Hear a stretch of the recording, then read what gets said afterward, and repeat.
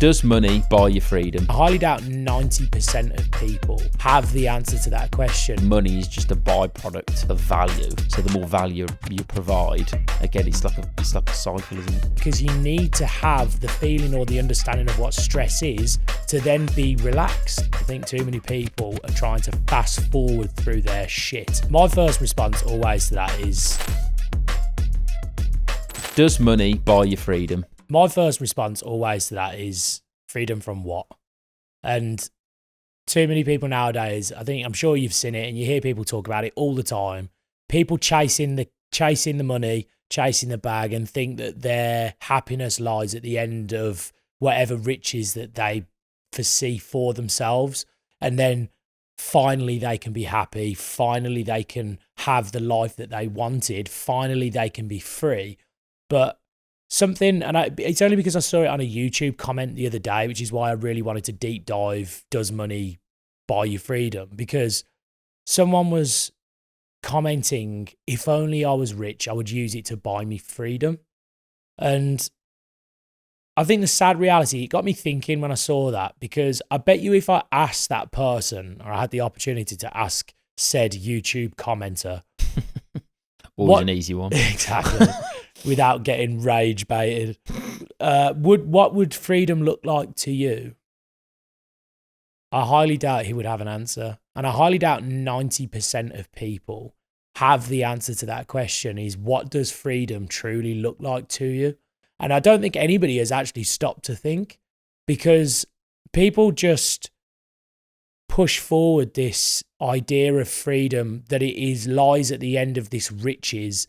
The rich people are free, the rich people are happy, and that being rich will solve all their problems. And the reality is, for 90% of people, that just isn't the case.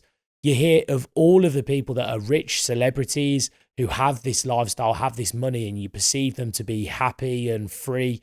And you look at them and you hear stories from loads of different people, not only of them killing themselves, having drug problems, suicide, alcohol addictions, needing therapy constantly. You look at the likes of Justin Bieber, Liam Payne, we lost recently as well. Whether it's Kurt Cobain, I know get all these rock and roll stars mental on their drugs. Are they? Yeah, you would never know. Breaking news here on the Brothers in Business. Yeah, Kurt Cobain loved cocaine. It's got a ring to it. But unfortunately, all these people, Tyson Fury was a big one recently again with his mental health and his plan to potentially drive his Ferrari off a bridge.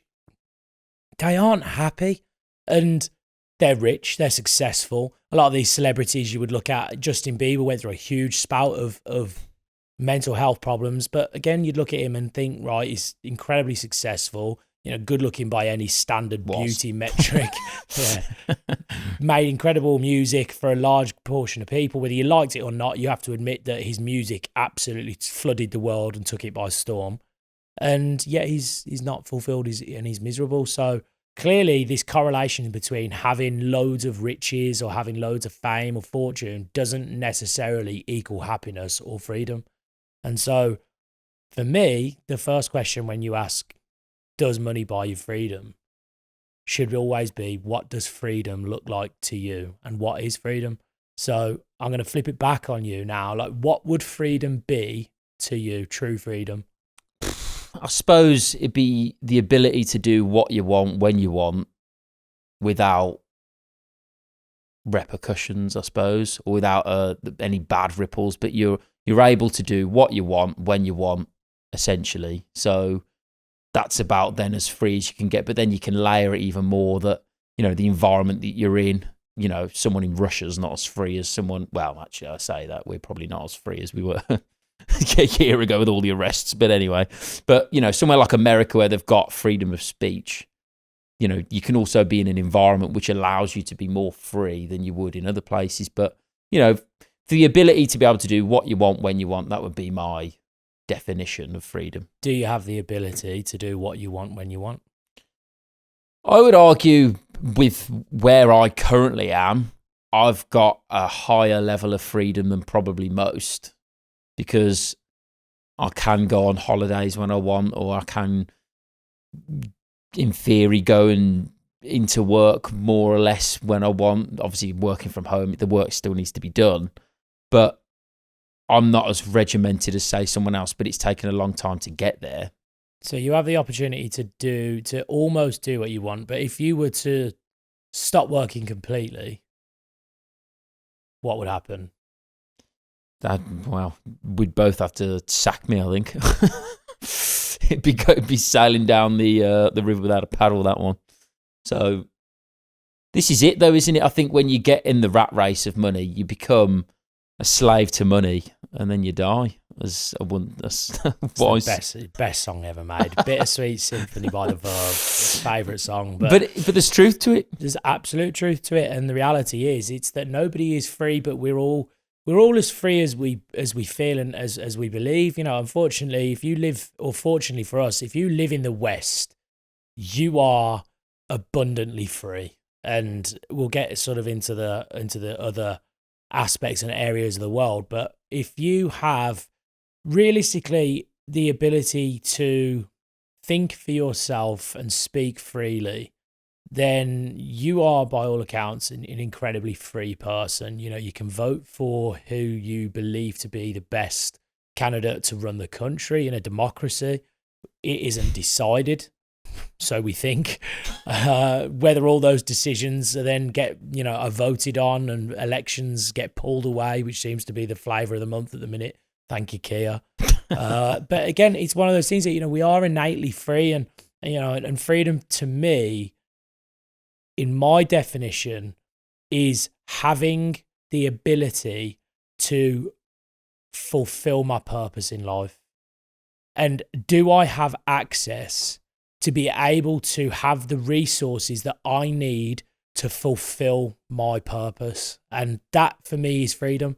Because I don't think people ever think about freedom. And people think freedom is free from work, free from stress, free from worry, free from fear, free from all of the negativity in life. But there's no such thing as happiness without sadness. And, there's no such thing as relaxation without stress, because you need to have the feeling or the understanding of what stress is to then be relaxed. But if you have almost like this meter, this pendulum that swings on these, almost like a Sims character. Do you remember the game The Sims? What a game. Brilliant game. But it's true, because you are, in a sense, all of us are like Sims characters running through life, where we've got a meter of each of these emotions that we run through. And when we get down on one, we have to compensate it and focus on it and fill it back up. But you wouldn't know happiness if you weren't aware of what sadness was.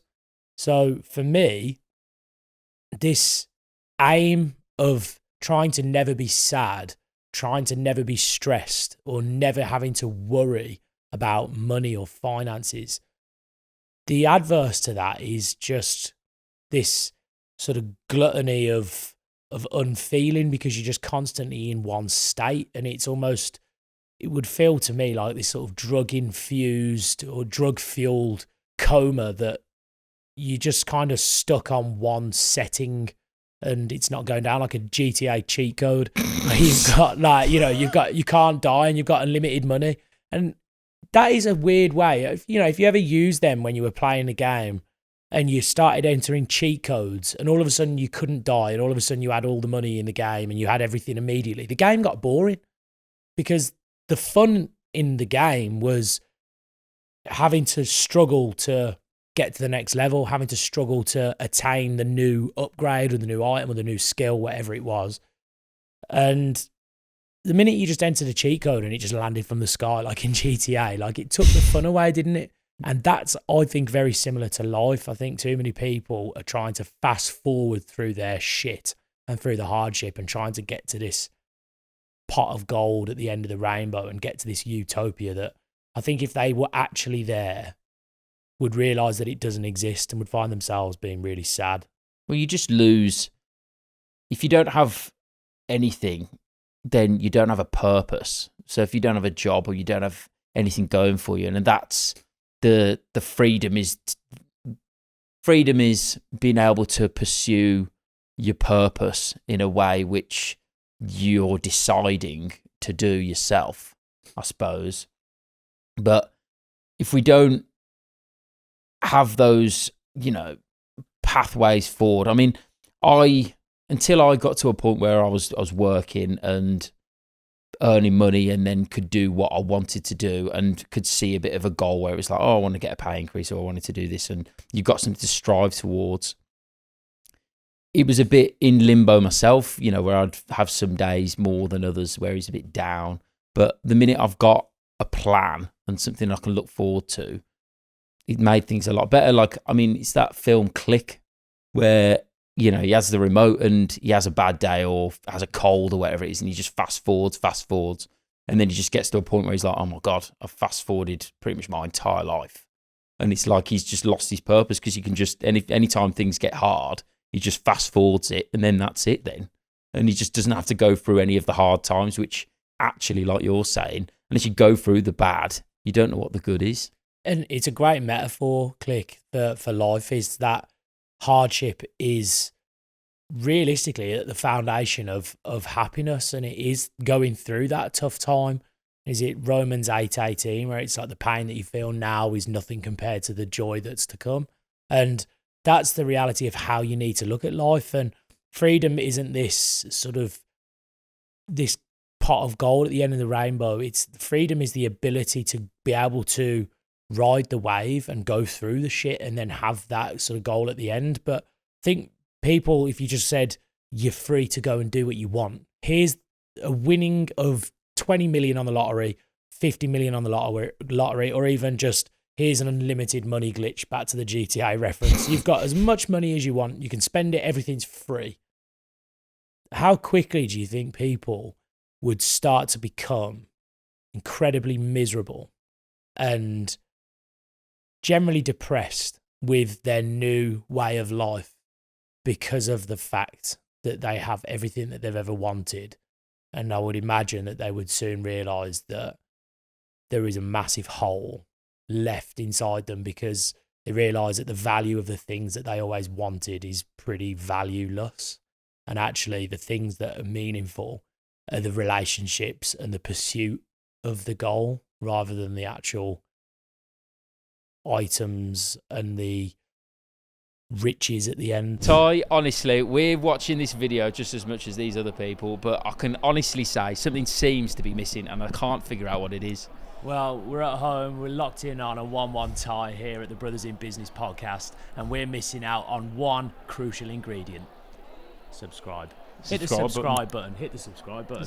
Most millionaires or billionaires or whatever that I've spoke to, obviously there's many of them, but, I hear them online and they kind of just say, when you get to a certain point, what you get? Just get a bigger house, just get another plane, or just get another Rolls Royce. It doesn't really add to the happiness. It's like, yeah, just get that. I mean, I heard Andrew Tate say it, and it's just like, oh, yeah, just when you get to 10 odd million or whatever he'd said, I can't remember the exact figure, you're getting everything you could ever want at that kind of level. You could rent private jets or charter a private jet, and you've got enough money for that. And he goes, it's more of a pain to own one anyway. But it's like, you just said the quality of life increase from 10 million to someone then who's earning, say, or net worth of 100 million. It's basically nothing. What, you're going to have your own island? I mean, we all know how that goes. That's not normally a good thing. Steer clear of any rich people with islands. I was going to say, they all seem to go a bit mental. If recent history has told us anything, it's stay clear of islands. I think the reality as well, though, is that most people don't understand what that actual picture is. And so I think a good exercise for everybody at home is really actually sit down and decide what freedom does look like for you at the end. And if you say you want freedom, I need money because I want it to buy me freedom. What does that freedom look like? If you could do anything, what would you do?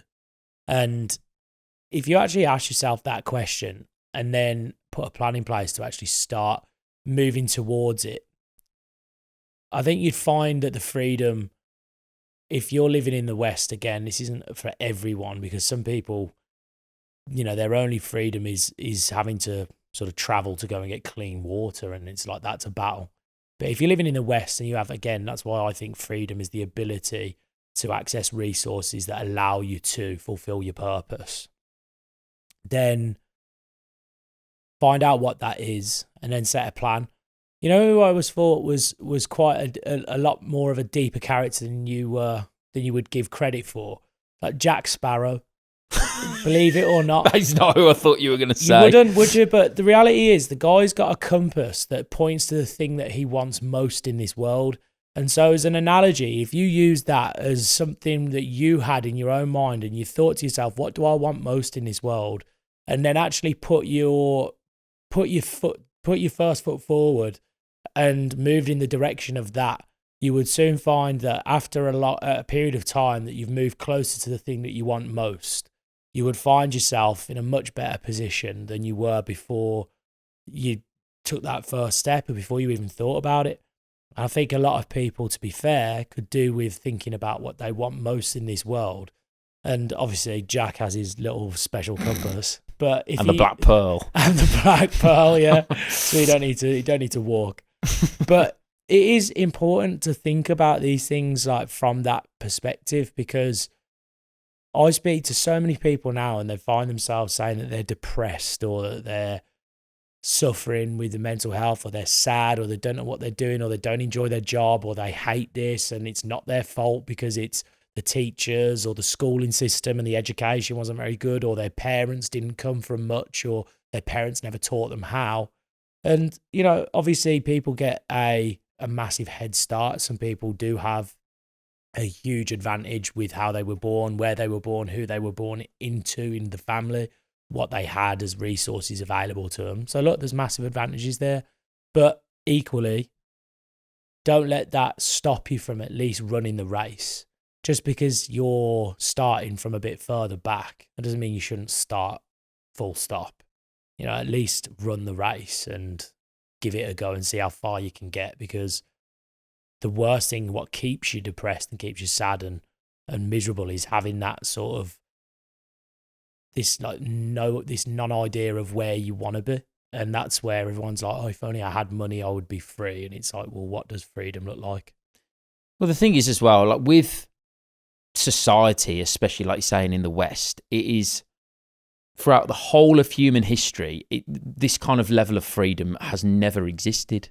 You know, we're living in a time where in the past 100-odd years, we've had more freedoms than has ever existed in human history. You know, there's been kings and queens and dukes and all this sort of stuff. And it's like, you know, people never had voting. There wasn't voting. It was just, you know, a monarchy or, you know, dictatorships. That's what existed. So for the fact that we can live in a time where, you know, we can vote for what we want and start a business or go out to the cinema or go out and do whatever we want to do, we should make sure we seize on the opportunity while we still can, because, you know, if the Labour Party have got anything to go by, flipping, we'll be all in jail. So I think it's just about taking that perspective and think, you know what, actually, there's nothing stopping me from just going and doing what I want and having a passion and pursuing something, because most people in the world don't actually even have that luxury, so don't waste it. You hit the nail on the head. You used to have to fight for your freedom, and there were battles fought and Braveheart and all these stories. I am the king. That's sort of, I am the king, yeah. You've got, but I mean, what does he say? What's the Braveheart? What's the famous line? He says, you may take our lands, but you will never take our freedom.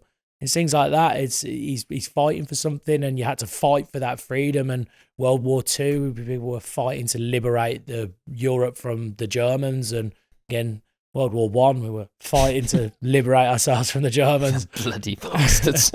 But you used to have to fight for it, and it wasn't something that was just given and granted. And again, you live in the West, and this is where I did want to touch back on the fact that, you know, fighting for this freedom is important. So this is where the whole argument between now the sort of big left, the side from the left, and again compared to the right, is this right of freedom and this right of being able to come to the West as someone that is living in a place that freedom is limited, and they should be able to have the right to come and stay here and be here and join in on our freedom.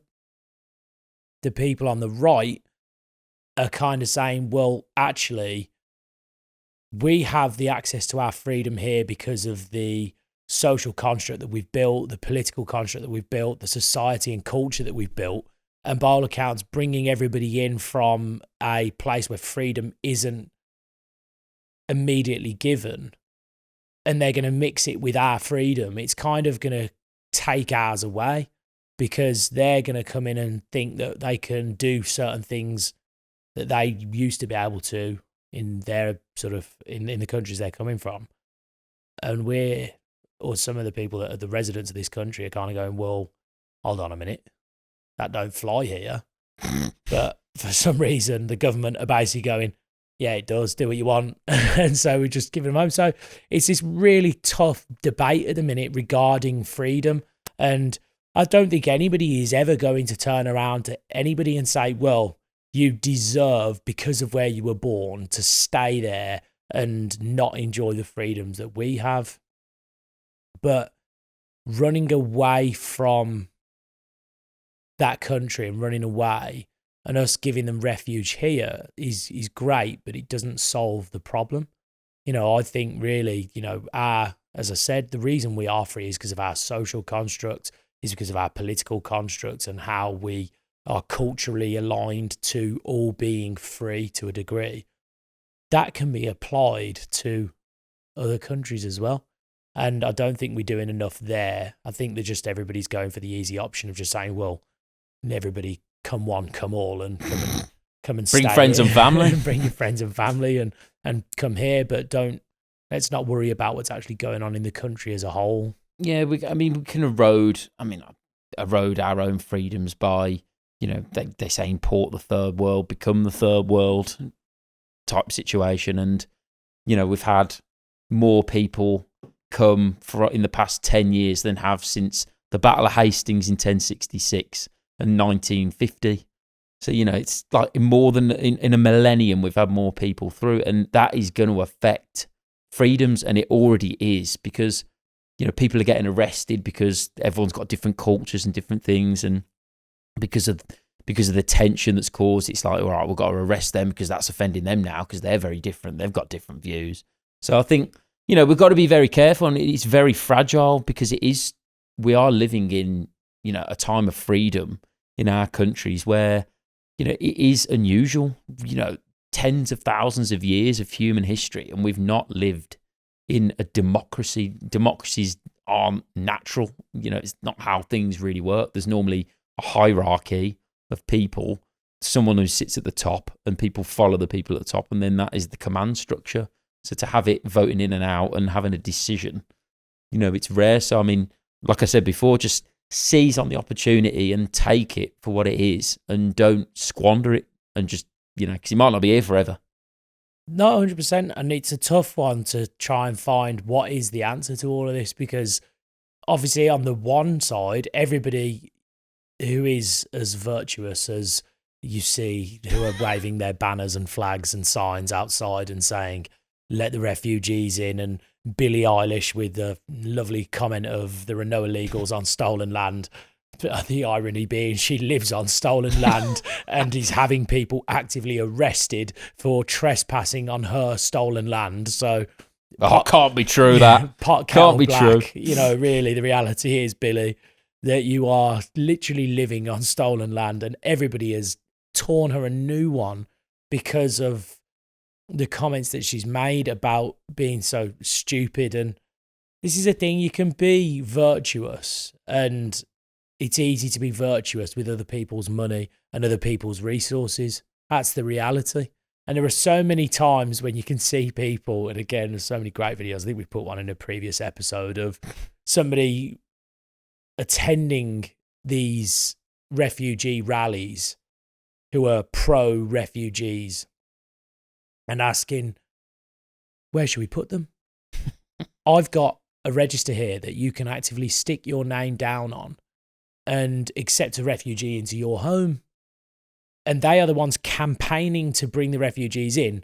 But then every single time they come up with an excuse as to say, well, actually, I'm not bringing a refugee into my home because I haven't got the space. But if these refugees are coming from war-torn countries where their houses have been bombed and destroyed and they haven't got infrastructure and they haven't got electricity or clean water or anything, but you're worried about the space. Do you know, again, it's this funny, level of virtue, and it's like, right, well, I'm pretty sure the people that are fleeing Palestine, where their house has been blown up, they've got no Wi-Fi, water, food. Wi-Fi. This is how silly it gets. Clean clothes, clean drinking water, clean food, and they're eating rations and having to survive. And you think that they would be bothered at all by the fact that they have clean water, a roof over their head, that they haven't got to worry about the risk of being blown off, and a space that they can at least stay warm. And it's that like Maslow's hierarchy of needs, and pretty much you tick every one of them. Yeah. But God forbid you haven't got the space. I wouldn't want, and that, because they either look at it two ways. One, I don't have the space, which means they would be impeding on me and my lifestyle and my freedom and my happiness, so I don't want them here, which quite literally then is, again, the irony of it all. Or two, you're actually that virtuous that the worst thing that you would want to put these poor refugees through is having to stay in your 2 or 3 bedroom house and complain that there's not enough room for them to make them comfortable. And both sides of that. You have the master bedroom. I'll sleep on the sofa. It's just how ridiculous it is. And well, it could get to that. If you take it to the nth degree, it could be like, what, you're only letting them stay on your sofa? Fucking hell, come on. Like, you always get to sleep in that bed. You could actually get like that at some point. But this is how stupid that they are. Like, and they advocate and they protest for these things and tax the rich and have everybody else do it, but I don't need to. I'm poor, or I don't have the same access as to resources that the rich do. The top 1%, how dare they?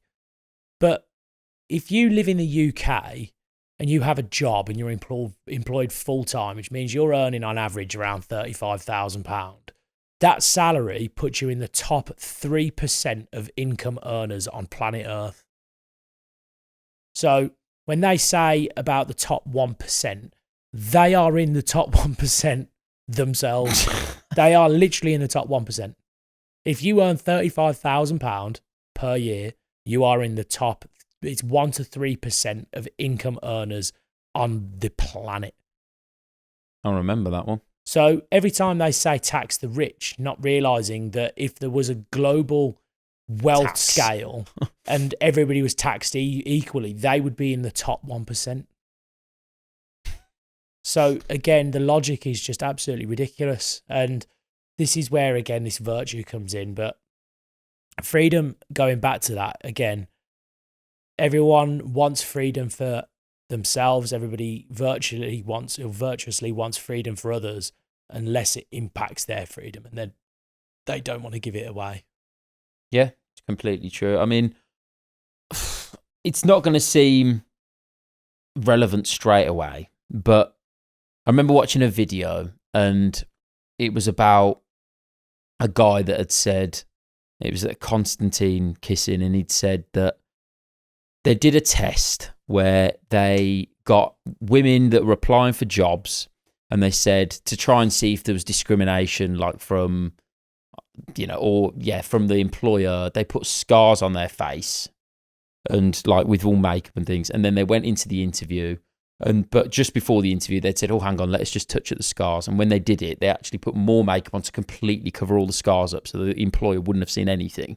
But then when they went in there, they had the interview, and then when they came out, they said, so how was it then? And they were going, oh my God, yeah. They said about the scars. They told me like they could see things, and like I could see the way they were looking at me. And it's all just a mental game that, like, if you tell yourself that you're a victim, then you're a victim because you're telling yourself so. If you tell yourself that, oh, I'm not free and I'm not this and I'm not like, I don't have the options and I don't, then you're telling yourself and you're teaching your brain that is then the case.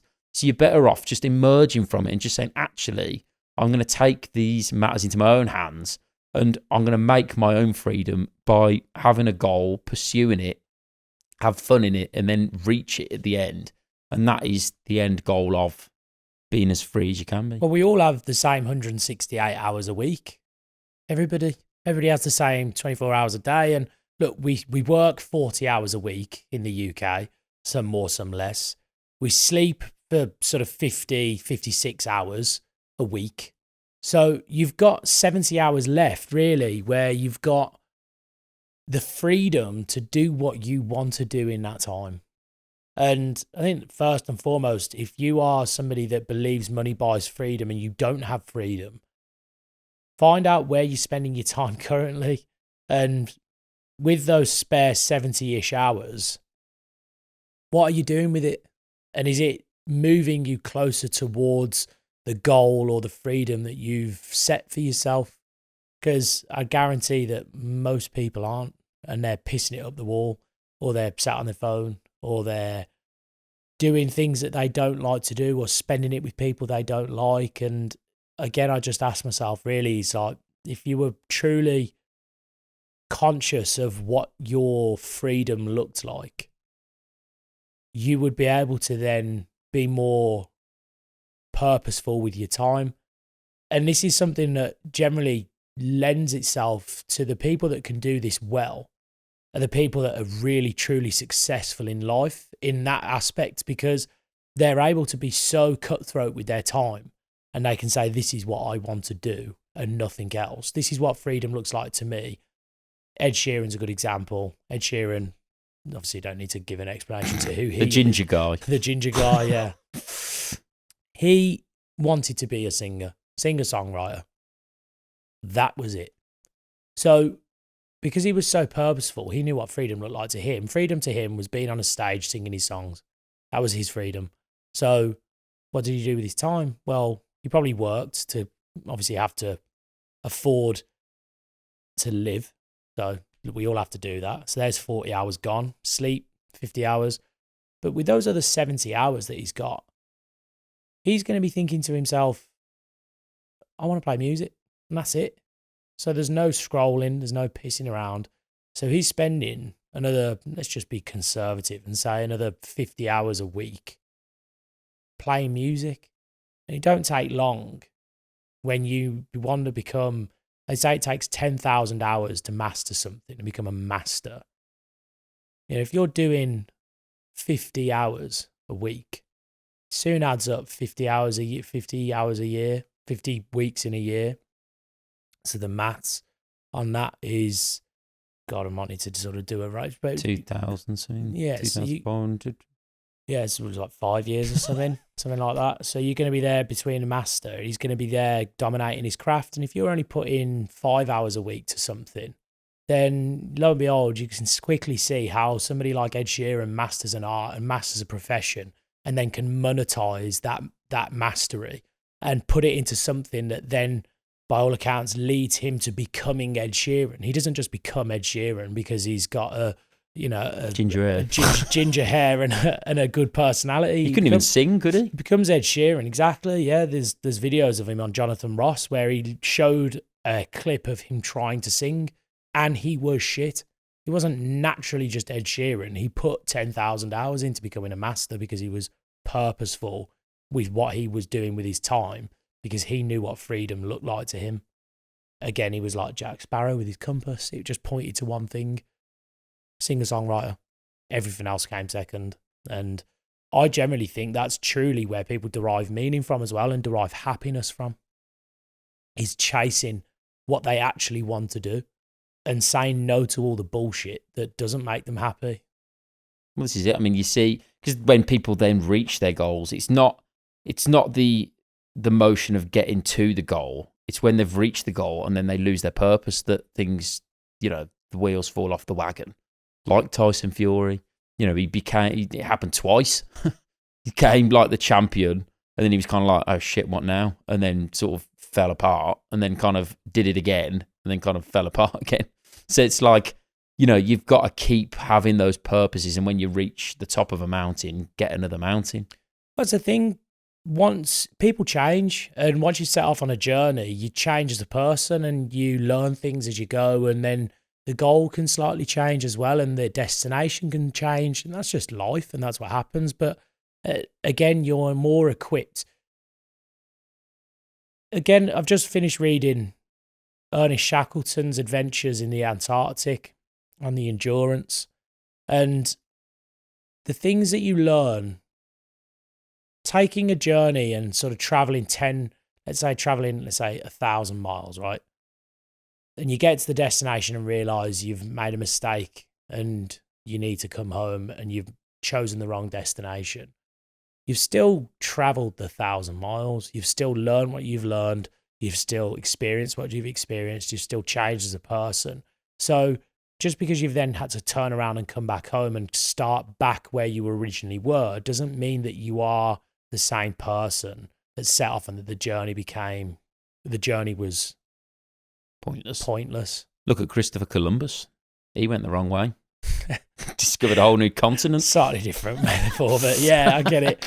That is true. Like, it's about. But he went the wrong. He kind of went. Well, I suppose he wasn't trying to go the wrong way, but he ended up going the wrong way, and he still travelled all that, and then managed to find something else as well. Well, I'm sure. And then he had to turn back round. The analogy to take from that is his purpose probably changed, and he discovered something that he wasn't expecting to discover, and then his purpose changed. But that purpose can then drive you on to do something new. And once you set off on that goal, that's when things do change. You can pivot off, but it takes you then to this sort of end goal of continuing on that path. And I think people that live with a purpose generally tend to live a lot more of a fulfilled, full life and a longer life as well. I think people that live with that purpose, where they've got a job to do, meaningful work. I mean, you only have to look at, and a guy that we both love and adore is our lovely Bert from Super Sheen. What a guy. He's over 95 years old. David Attenborough is another brilliant example. Yeah, he's living Warren Buffett as well, as an old guy. Yeah, exactly. They live for a long, long, long time, still doing what they love to do. Does money buy you freedom? No. I don't think it does, not in my opinion. I think freedom is earned, freedom is fought for, freedom is the ability to be able to access the resources that you need to find purpose in life. And if you have that, count yourself lucky. If you're living in the Western country and you have the access to resources, you've got a smartphone, you've got a phone signal, you've got access to a computer, warmth, water, food, you've got enough. Yeah. And remember as well that really money is just a byproduct of value. So the more value you provide, again, it's like a cycle, isn't it? Of course it is. Even the way that's it, you don't have to provide value. Like, people's freedom is different. Like, what people's purposes might be that it's just simple. Someone's purpose might just be to be a good dad. Like, do you have the resources to do that? Absolutely. You know, everybody's freedom is different. Don't have a kid, they're like, shit. Well, it depends what it is, yeah. You got to start. So fuck, you've got to go find someone now. Well, there are loads of children that are looking for adoption. But yeah, look, you got to start somewhere. If that is your purpose and you want to be a dad, but you haven't got a child, look, adoption, there are ways to do it. And there are kids that would love to have a caring father that's, you know, in their life. So anyway, just a massive sidetrack at the end of the episode. Nice one. You're welcome. Yeah, we'll end it there. But genuinely, think about your freedom. Think about what freedom looks like to you. What's your purpose and why you're not doing it. There's the main one. Wicked. Like and subscribe. Like and subscribe. See you in the next one.